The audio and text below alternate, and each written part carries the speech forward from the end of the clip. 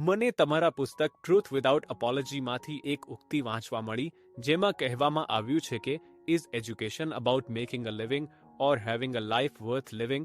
એવું કેમ છે કે જે લોકોને આવું શિક્ષણ મેળવવાનો લહાવો મળે છે તેઓ ઘણીવાર ગેરકાનૂની કાર્યોમાં સંકળાયેલા જોવા મળે છે? તો ખોટું ક્યાં થઈ રહ્યું છે? એમાં એક વસ્તુ હોય છે લોભ, અને જો તમે તે જાણતા નથી તો તે તમારા પર કાબુ મેળવશે. તે ફક્ત તમને જ નિયંત્રિત નહીં કરે, તે તમારી આખી શિક્ષણ વ્યવસ્થાને નિયંત્રિત કરશે. જ્યારે લોભ તમારા પર રાજ કરે છે ત્યારે તે તમારા બધા જ્ઞાન પર પણ રાજ કરે છે. તો તમારી પાસે જેટલું વધારે જ્ઞાન હશે એટલા જ તમે વધારે ખતરનાક બની જશો. જો તમારી પાસે એક મહાન શસ્ત્ર હોય તો શું તમે તેને વાંદરાને આપવા ઈચ્છશો?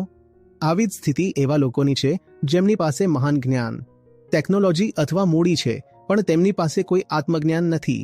તો વાંદરો પરમાણુ ટિપ્ડ મિસાઇલ અને વિશાળ અબજ ડોલરનું બેંક બેલેન્સ અને આઈવી લીગ યુનિવર્સિટીમાંથી 2 PhD ધરાવે છે. અત્યંત જ્ઞાની ભારે હથિયારોથી સજ્જ અને ખિસ્સામાં ભરપૂર પૈસા ધરાવતો એ જ તે વાંદરો છે. એની પાસે બધું છે. તમે સમજો છો ને હું કયા વાંદરાની વાત કરી રહ્યો છું? તેની પાસે જ્ઞાન છે, તેની પાસે પૈસા છે, તેની પાસે ભૌતિક શક્તિ છે, પણ તે જાણતો નથી કે તે કોણ છે. તેથી તે દરેક વસ્તુનો ઉપયોગ પોતાના વિનાશ માટે કરે છે. તેથી બંને પ્રકારના શિક્ષણની ખૂબ જ જરૂર છે.